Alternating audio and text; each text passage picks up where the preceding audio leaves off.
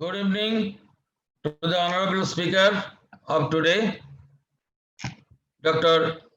Dimmallo Sannal, President of the Association, Mr. Arnav Jha, Coordinator, Welfare Committee, Mr. Kaushik Bhuiya, Mr. Samrat Pal of RN Tegar Hospital, and all the participants. We are going to start today's webinar on diabetes, the silent killer. This event is an initiative of our Welfare Committee of Indian Leather Technologies Association. The committee has planned to organize series of healthcare programs for our members and our society in near future. After deliberation is over, Dr. Sannal will reply to the queries of the participant. Till then, the participants will be kept in mute mode. You may please raise your hand via chat. During question answer session, you may please unmute yourself only when your turn to ask question comes. In case all questions could not be attended due to limitations of time, you may please send your query by email to our office email ID for onward submission to the doctor for his response. The session will continue for approximately 1 hour. We request all participants to give a patient hearing and help us to complete the event effectively. You can also participate in the Facebook Live for this event, which is on now.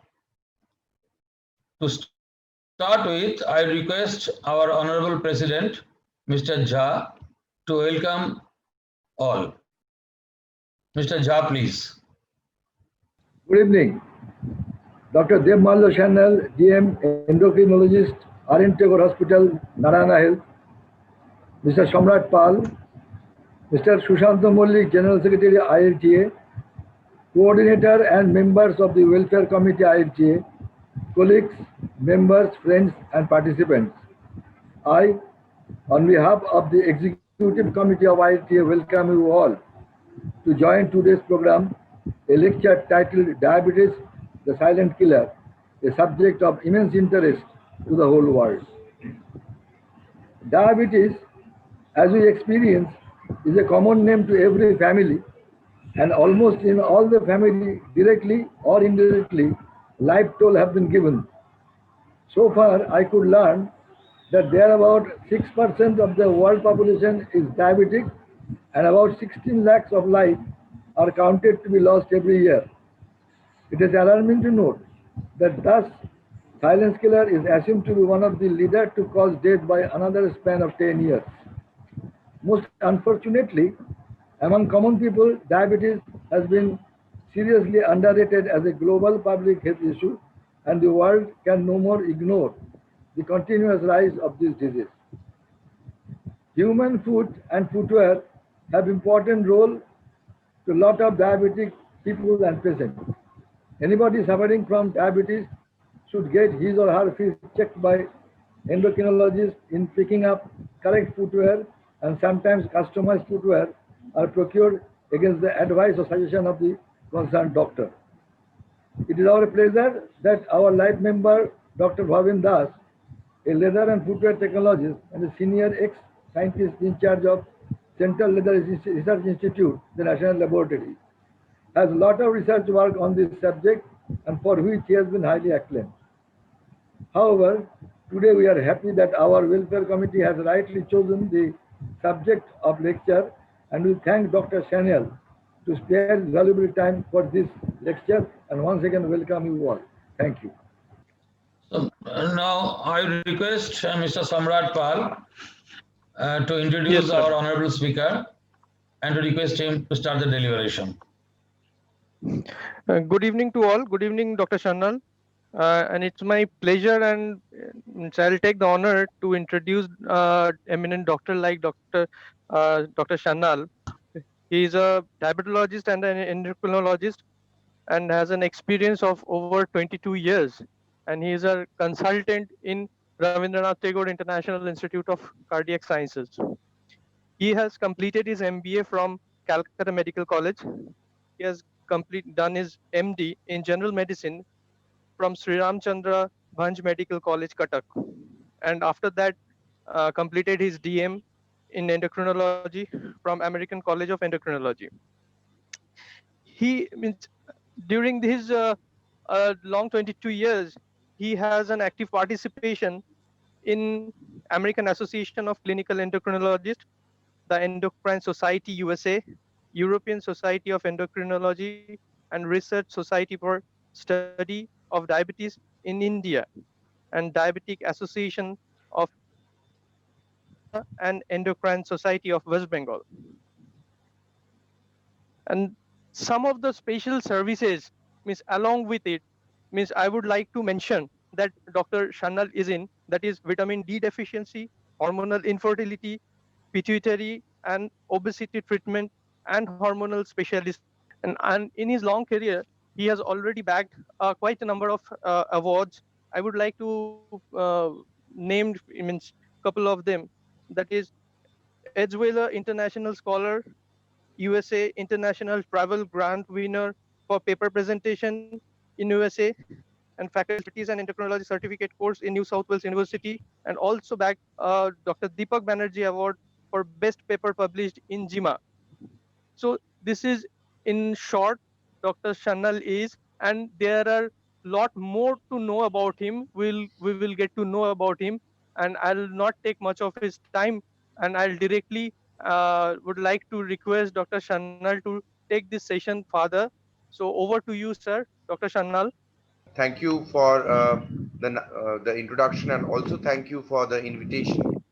It's a very good opportunity, especially to interact and also share experiences, and very important to spread the awareness of a growing menace which is growing across the world, and especially in our country as well, because as we all know that India is the second has the second highest diabetes population in the world, and we should be aiming to become the diabetes capital in terms of diabetes care, rather than the uh, title of being the highest highest number of diabetes patients in the world.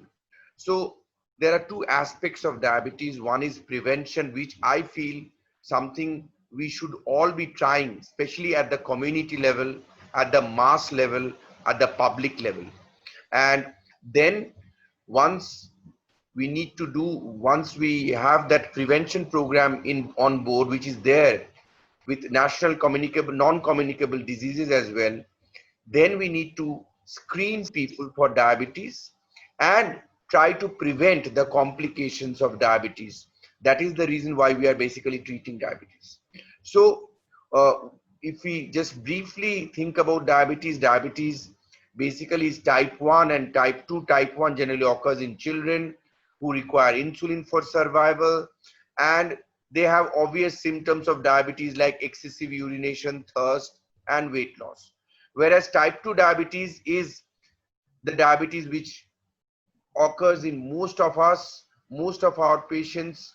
95% of patients have type 2 diabetes, and there mainly it is asymptomatic. That's why it is called the silent killer, because unless the blood glucose rises more than 300, generally you are asymptomatic. There is no symptom of diabetes like polyuria, excessive urination, excessive thirst, weight loss, and visual disturbance unless you have a blood glucose more than 300. So most of the time this is asymptomatic. The time you develop symptoms is basically one, when you have totally uncontrolled diabetes, when you have blood glucose more than 300, then you develop excessive urination, thirst, drowsiness, weakness, infection. So that is the time, even in a patient who is not a known diabetes, if they have these symptoms like excessive urination, thirst, weakness and weight loss, they should check their blood glucose level. And very importantly, age, family history, obesity, and also poor lifestyle, inadequate exercise are important risk factors for diabetes, as well as family history of diabetes, and also for ladies, if they have diabetes during pregnancy or if they have a polycystic ovarian disease.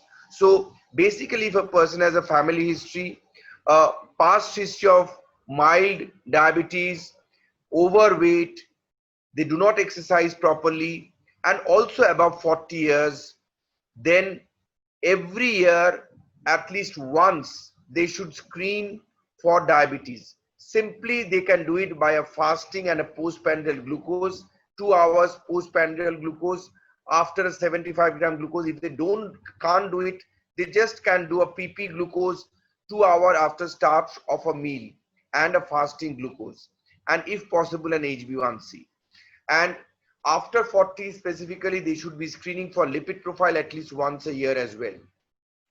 So mandatorily for us and for our population, basically we have more of central obesity, and that's why central means abdominal obesity. We are not generalized obese like Americans. We have central obesity, which has a higher risk of developing diabetes. So we have an earlier onset of diabetes, even about 10 years before our Western counterparts like America. So we should be screening for diabetes, especially in high risk groups from the age of 30 years, even if they are asymptomatic. So please, especially in your organization, which is a worldwide organization, please spread the message to do at least a yearly screen for at least fasting, PP, HbA1c if possible, and creatinine and lipid profile. Why do I say creatinine and lipid profile? To check renal function, as well as lipid profile to check cholesterol, because these are important illnesses associated with diabetes. One is chronic kidney problem and heart problem, which develops also because of lipids. And mandatorily check blood pressure at least once a year. So you are, because diabetes goes hand in hand with blood pressure and lipid problem, that is high cholesterol. So we need to check at least once a year for diabetes, blood pressure and cholesterol, even if a patient doesn't have a history of any problem, even if a person is asymptomatic. So all organizations should screen their staff and if possible their family members as well, because a healthy organization will make a more better functional organization. And why do we need stress on screening and early detection of diabetes? It is because if you detect early and if you can treat from the beginning, you can prevent the diabetes related complications. So what are the diabetes related complications? Diabetes can affect your eyes, not cataract. Lot of people come back and say, I have cataract operated, so I will not have any eye problems. No, diabetes causes retina damage, the background layer of our eyes. So diabetes causes retinopathy. So retinopathy has to be assessed in all diabetes patients. Diabetes can cause kidney damage. So kidney, especially creatinine and urine protein excretion, has to be checked once a year in a diabetes patient, and at least once a year. And also, as I was saying, nerve damage. There can be tingling, numbness, burning sensation in feet, which can lead to anesthetic feet, that is loss of sensation in feet. And if they walk barefoot, they can get a pinprick and develop a foot ulcer, from which they can even lead to amputation. So neuropathy has to be screened. And as I was saying, you need to screen for the cholesterol, because bad cholesterol is associated with diabetes and can cause increased risk of heart attack and stroke. So diabetes increases risk of heart attack and stroke by 2 to 3 times. And so we need to screen for heart problems, for kidney, for eyes and cholesterol. Do a ECG, fasting, PP, creatinine, lipid profile in all diabetes patients every year. And also check your urine protein excretion by a spot urine ACR. And if you have any problems, you can consult your cardiologist or your diabetes doctor. Very important, all diabetes should have their fasting below 130, the postprandial glucose PP below at least 180. The very important thing which we are now relying on is the 3 months average control. That is the HbA1c has to be below 7%. And along with that, you must have your blood pressure control at least below 140 by 90. Preferably, blood pressure should be 130 by 90. Your cholesterol, the bad cholesterol, that is LDL cholesterol, has to be below 100. And if you have had any heart problems or stroke, you need to be on aspirin. So there are A, B, C, D, E for diabetes. A means you're the first and most important is adequate glucose control. B is blood pressure control. C is cholesterol control. D is diet, and E is exercise. So A, B, C, D, E. So these are the 5 important pillars of diabetes management: blood glucose, blood pressure, cholesterol, good dietary habit, walking at least 30 minutes every day. So these are very important facets of diabetes management, and screening for diabetes related complications. And also it is very important that you need to, if the patient need to have regular frequent meals, because if they do not take regular meals, they can land in hypoglycemia or low blood glucose level. This is defined as less than 70. Then they develop palpitation, sweating and tremor, and that can lead to loss of consciousness as well. So it is very important to have frequent small meals for a diabetes patient. And this hypoglycemia risk increases if the diabetes patient develops a kidney problem. So it is very important to be aware about hypoglycemia as well. So we need to screen for diabetes, because if we screen at the stage of pre-diabetes, normal blood glucose is fasting less than 100 and postprandial 2 hours postprandial less than 140. Diabetes is basically fasting more than 126 and postprandial glucose more than 200. So what is the in-between range? Fasting 100 to 126 is known as impaired fasting glucose, and PP between 140 and 200 is known as impaired glucose tolerance. What is that? This is basically early or pre-diabetes. And at this stage, we generally do not give any medication. We ask the patient to exercise, to have a dietary control, and try to lose weight if they are obese by at least 5 kg. Because even a weight loss of 5 kg can prevent diabetes in a pre-diabetes patient. So if we can catch a pre-diabetes patient, we need to have a good lifestyle management with diet and exercise, good blood pressure control, and again good cholesterol control, so that they can prevent the complication and prevent diabetes.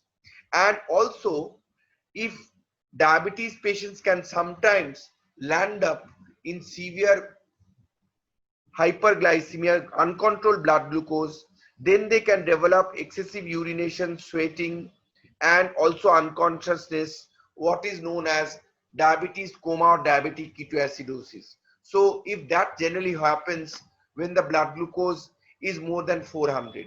So it is very, very important to have a good control of diabetes as well. Finally, before I take the questions, I would end by saying that in this COVID or corona pandemic situation, it is very important, one, if you are a diabetes patient, to have a very good control of your blood pressure, of your blood cholesterol with a statin, and of your blood glucose, fasting less than 130, PP less than 180, and HbA1c less than 7%, because it has been seen, if your blood sugar is well controlled, if your blood pressure is well controlled, and if your cholesterol is well controlled with a statin, the risk of a severe coronavirus infection is decreased. Whereas if you have an uncontrolled blood pressure, uncontrolled blood sugar, and if you are not on statin for cholesterol, your risk of developing a COVID complication is high. Similarly, all patients who are not a known diabetes should screen if they have undetected diabetes, because that also increases the risk of severe COVID infection. And also, it is important to state that COVID infection per se affects the pancreatic beta cell which secretes insulin, that can itself cause temporary high blood glucose level, as well as the treatments which are used to treat COVID infections like steroids and other medications can also increase the blood glucose level.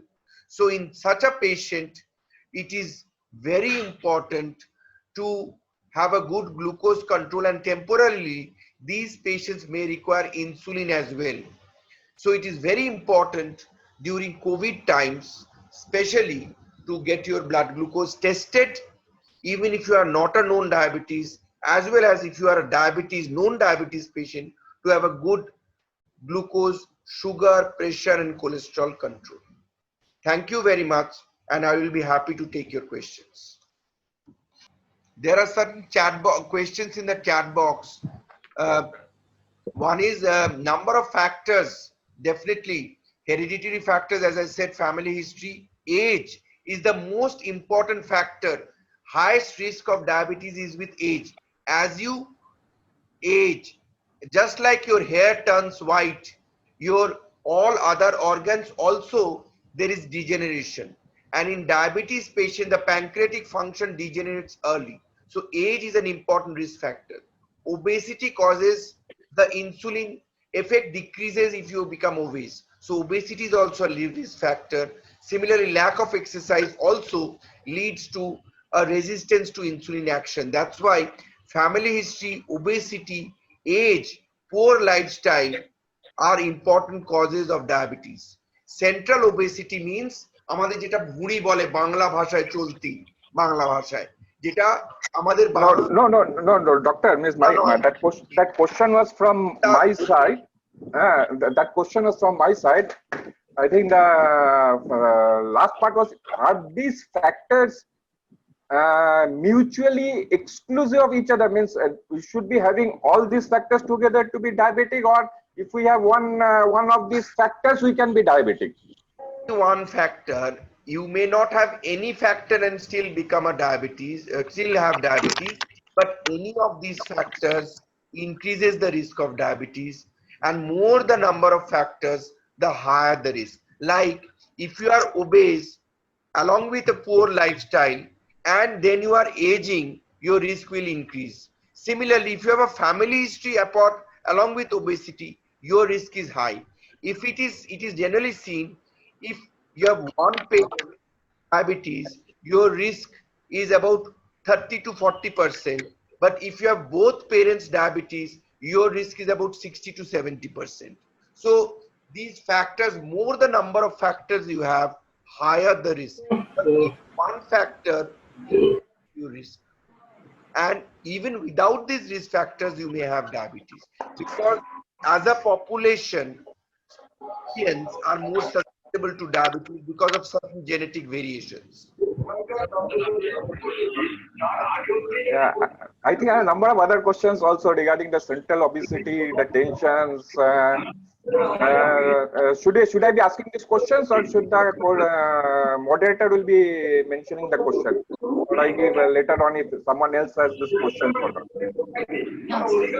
A lean person also can have diabetes, but that occurs quite commonly in our population. But as I was saying, in our population, lot of patients do not have an overall obesity. They just have an enlarged tummy or central obesity. If you do your waist circumference at the level, if you take a tape and measure your waist circumference at the level of the umbilicus or navel, and if it is more than 90 centimeter in men and more than 80 centimeter in women, then it is a high risk for development of diabetes. And my third question was that yeah,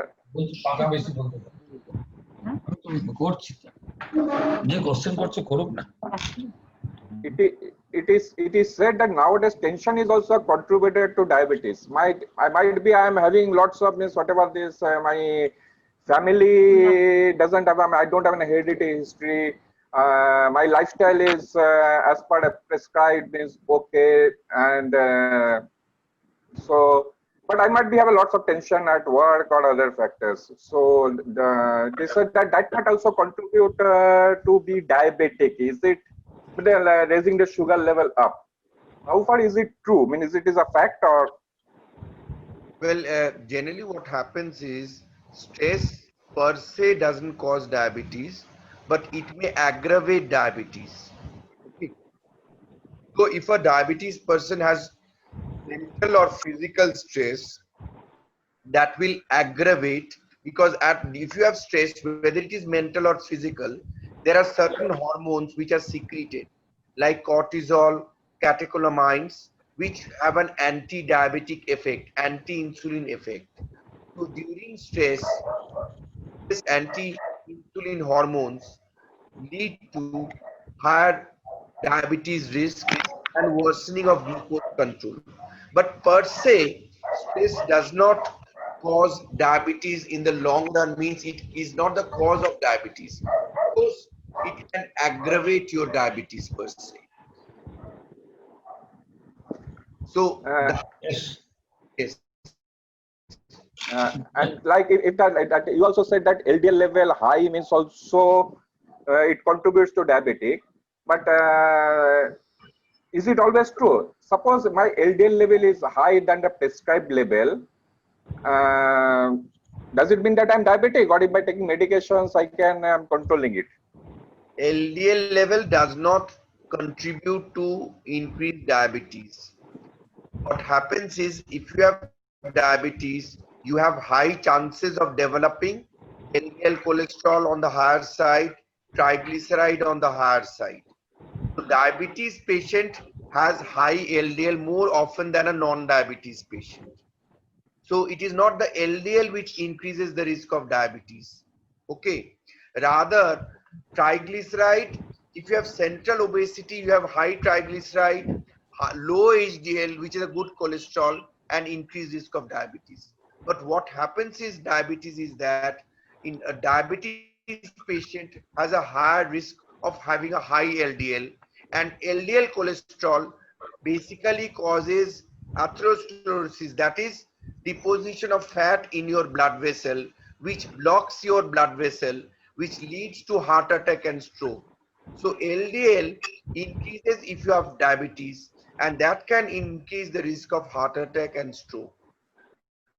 It is a fact that LDL can occur in a non-diabetes, high LDL can occur in a non-diabetes patient as well. So there also you need to treat with a statin, and that will decrease the risk of your heart attack and stroke. But of course, statins are excellent drugs, but they may cause a slight increased risk of diabetes. So LDL per se does not increase the risk of diabetes. Thank you, doctor. I will request other participants. If anyone Ashit, has I have any a question. Mr. Ashit Karan, I have a question. Good evening. Yes. Well, Yes, good evening. doctor. I do have a question. Yes. In fact, I do have some diabetic symptoms. My fasting my reading was 135, and I met a cardiologist with that report. I had been to a cardiologist, and he said me that since I am having 135, I need to go for some medications and some dietary controls and exercises. And he has prescribed me Glycophage SR 500 that I am taking now. I just asked him whether I have to continue it for a prolonged period for till I am alive, or I can drop this medication in future if the things get controlled. And some days back, through a glucometer, I tested my fasting to be at 76, and after food, 2 hours after food is 145. So where do I stand now? Should I continue with the medication or what? Well, what is mainly, first of all, I would like to clarify Yeah. that if you have diabetes, Yeah. generally for most patients, you need to continue the medications for life, whether it is blood pressure, blood sugar, or your cholesterol medications. You should not stop it. Generally, diabetes is a progressive disease because gradually with aging, just like your hair turns white and your insulin secretion from the pancreas will go down. Yeah. This occurs more quickly in a diabetes patient. So most of the time, the medication dose has to, and it is seen by 5 to 7 years, majority of patients worldwide requires insulin because by that time the insulin secretion stops. Diabetes is a progressive disease. You need to monitor your sugars at least once a month and more frequently with a glucometer if you are on insulin. You must meet your doctor every 3 months.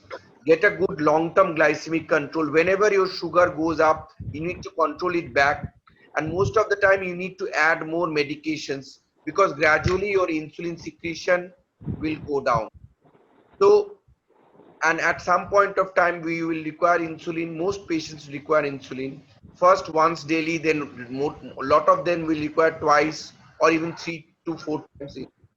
But the most important fact remains, you need to control your blood glucose very well. From the beginning, it should be well controlled. Your blood pressure and cholesterol to prevent the complications.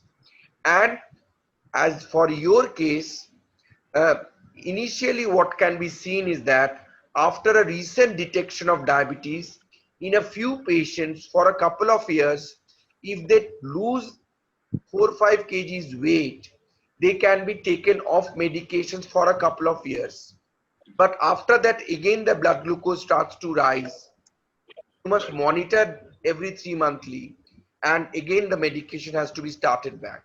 So initially with dietary control, some patients can be controlled for some time, for about 6 months to 1 year.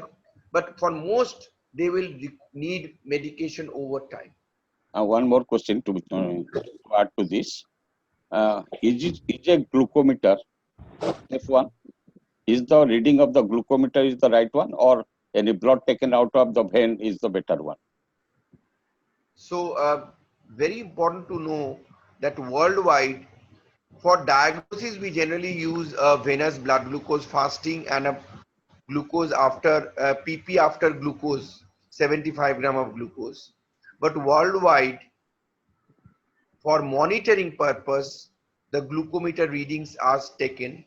Please ensure that the glucometers have a standard quality and that you can look into the various organizations like American Diabetic Association, RSSDI of India, which are authenticated glucometers, and you should buy those glucometers, and they are definitely recommended for monitoring, especially patients who are on insulin. They need to be monitored almost daily, at least 2 to 3 times a week. If you take blood from the vein every week, then your veins, all the veins will become, will be lost for any other purpose. Yeah. require a hospitalization. So, and nowadays the glucometers are very accurate, and you don't need to add or subtract because they give the value which is the venous plasma adjusted value.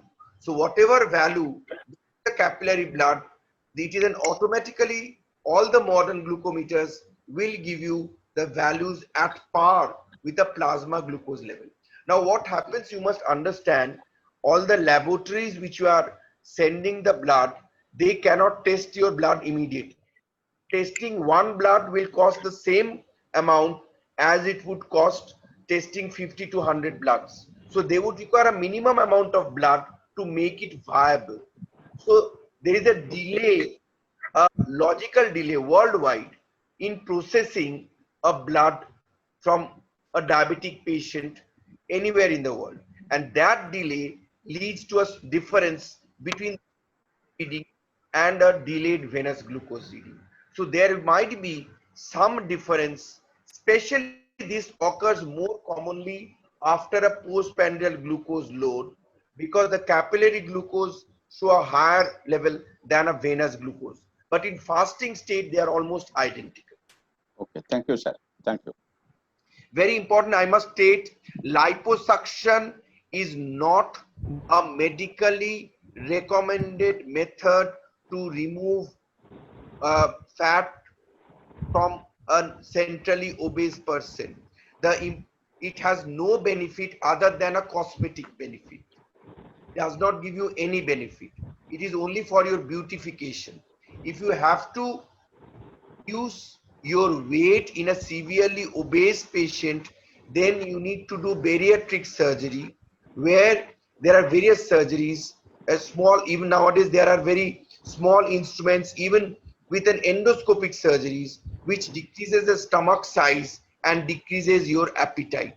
But liposuction absolutely has no value other than your cosmetic or beautification purpose. But doctor, that bariatric or whatever you are saying, the endoscopic you do, it is all treated as a cosmetic as per the medical insurance company.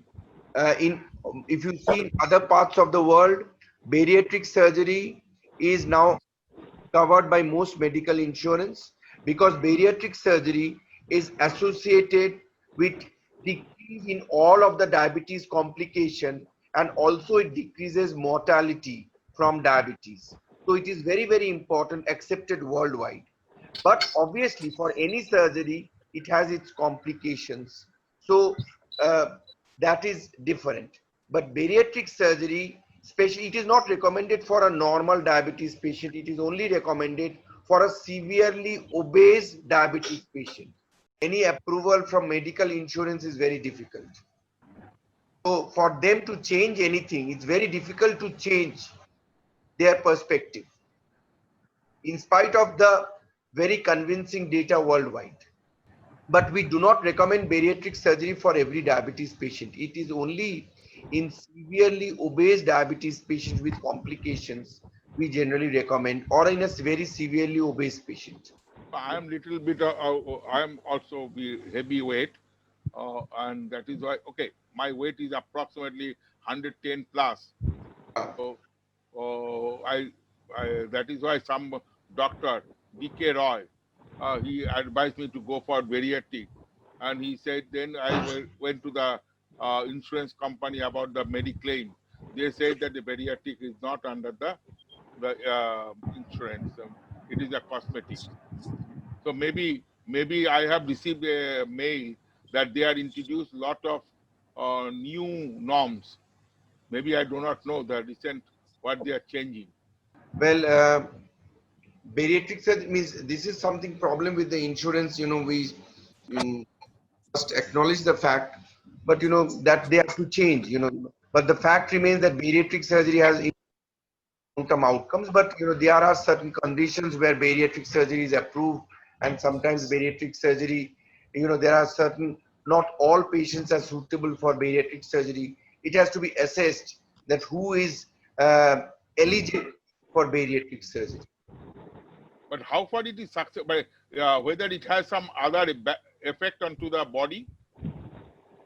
Well, if you see the literature, obviously it depends on the bariatric surgery. There are various types of bariatric surgeries. It depends on the type of bariatric surgery you are doing, and it also, the side effects also depends on the type of bariatric surgery you are doing, and also but it is seen that most of the bariatric surgery have good long-term outcomes, and even decrease in mortality. Doctor, there is a question from Mr. Hawk. Can you please respond to it in the chat? Hello. I think doctor Yes. has already responded to it. Dr. Ratan Chaudhary reply, no? Okay. So, doctor, I have a simple question. My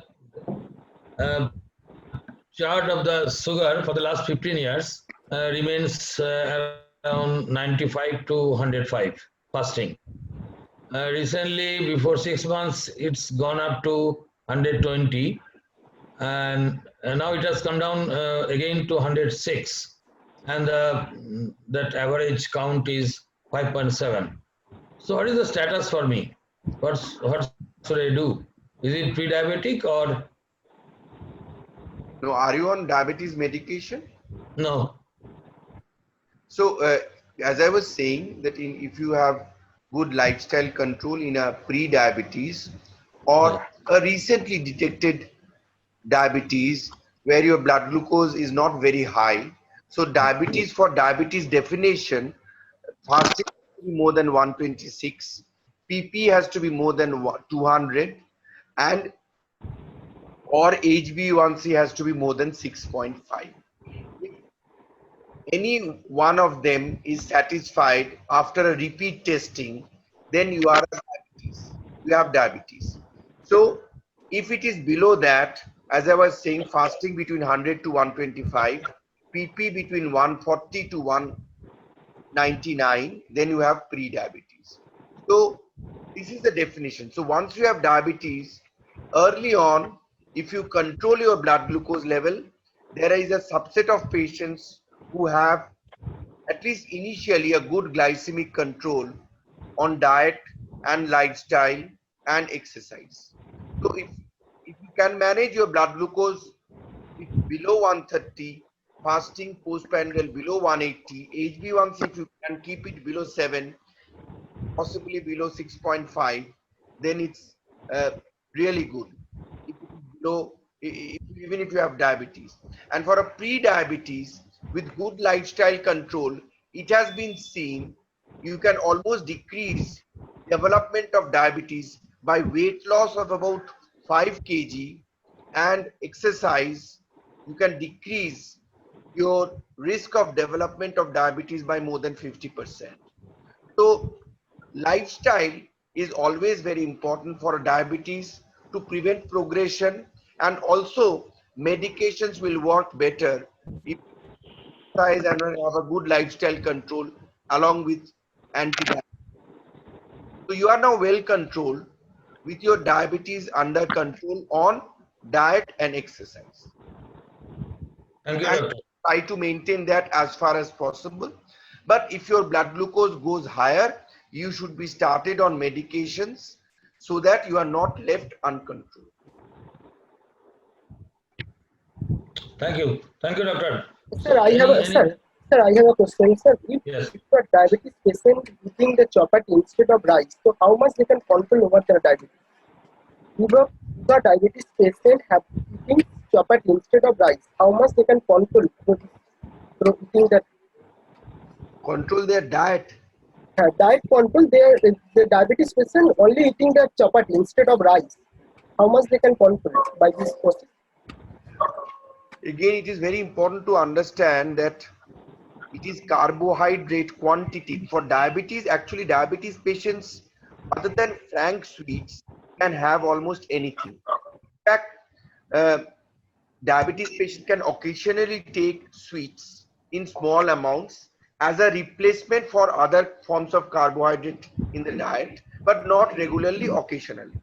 The most important thing is that they can have all fruits, all vegetables, fruits in limited amounts, some fruits, and all vegetables.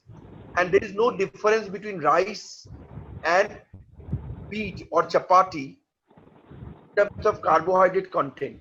It is the amount which is important. So if you the 50 gram of rice or 50 gram of raw rice and 50 gram of wheat have identical carbohydrate content, but what happens is when we are taking rice, it is very difficult to control the amount, whereas it is very easy, much easier to control the amount of wheat because we are taking chapatis in numbers. So there is no difference between rice and wheat, but of course the amount is very important. So carbohydrate quantity has to be restricted in your diet, and you must have a balanced diet of carbohydrate, protein, and small amount of fat, which should not be a high cholesterol fat. And also you must have vegetables and some amount of fruits as well. It should be healthy, balanced diet, and it is applicable for everybody, diabetes and non-diabetic. Mr. Akbar Hussain, can you please unmute yourself and ask the question? Thank you very much. What will be the manage of the diabetes in these pandemic situations, as we are unable to go outside for walking, and we are unable to go for the medical hospital for our checking, and we are only depending on the home monitoring.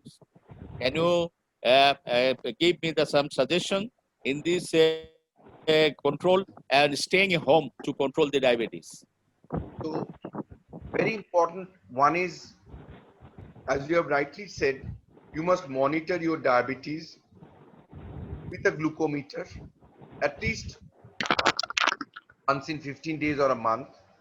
You must have or maintain a healthy diet, because a lot of people have lost control over their diet during this period because probably they have nothing more to do.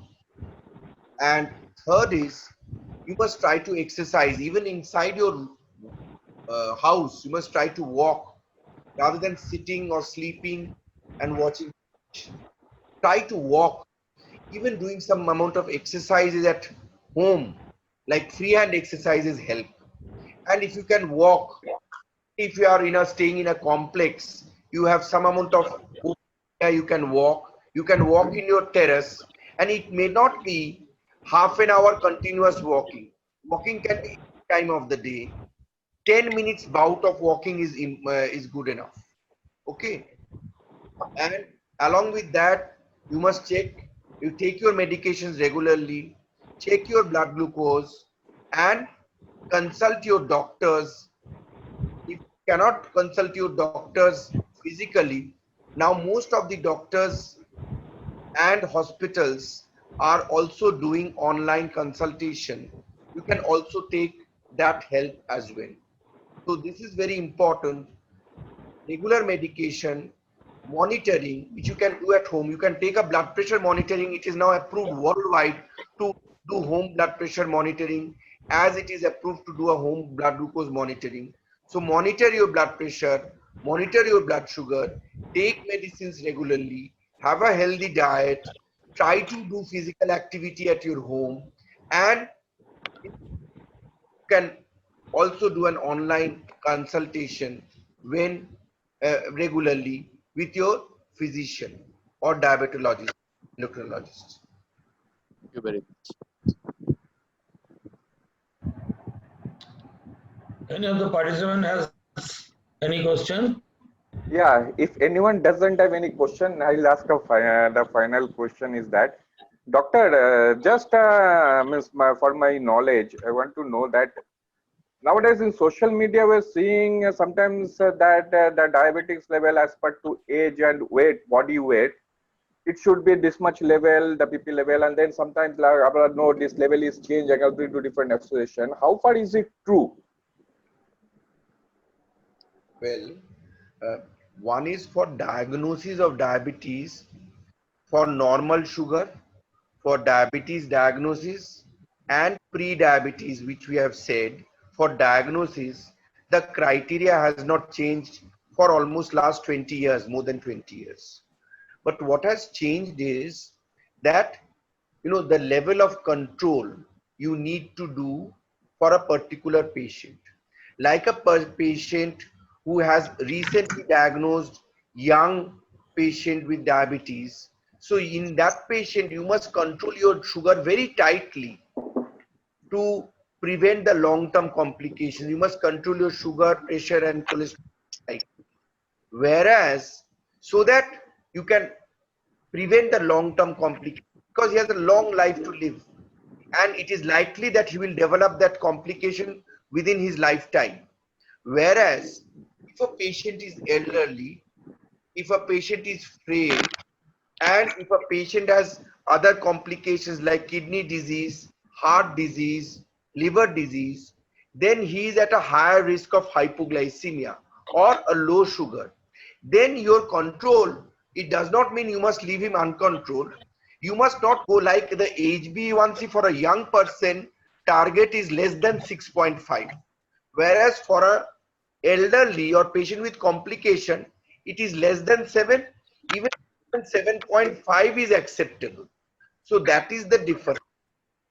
Depending on the patient's clinical profile, your target has to be more reasonable to prevent the risk of hypoglycemia. So it is not that the diagnosis for diabetes has changed. It is the target of control depends on the patient's, and hypoglycemia is a very important risk we want to avoid. So in an elderly who has a higher risk of hypoglycemia, we need to we don't want a very tight control to land up in hypoglycemia. So it has to be a reasonable control, not saying that it has to be uncontrolled. It has to be controlled, but not very tight to increase. Thank you, doctor. Thank you, Dr. Shanal. Thank you. Is there any question left with any participants? I think no. So we can go to our coordinator, Welfare Committee, Mr. Kaushik Bhuiya, to deliver vote of thanks. Ladies and gentlemen, thank you all for participation and making today's webinar a successful one. On behalf of Welfare Committee, Indian Leather Technologies Association, I would like to thank today's speaker, Dr. Debmallo Sannal, for taking out time from his busy schedule and deliver such an excellent speech. I think his speech will be beneficial for all of us. Our sincere gratitude goes to co-organizer of this webinar, RN Tagore Hospital, and especially to Shamrat Pal, without whom this could not be organized in such a successful manner. My sincere thanks goes to ILTA office, all executive committee members of ILTA, especially to Mr. Ratan Chaudhuri, who have planned and taken initiative for such program. The Welfare Committee is going to organize a series of healthcare program in near future. Hope we shall get your cooperation in future also to make all these programs successful. Thank you all. Good night.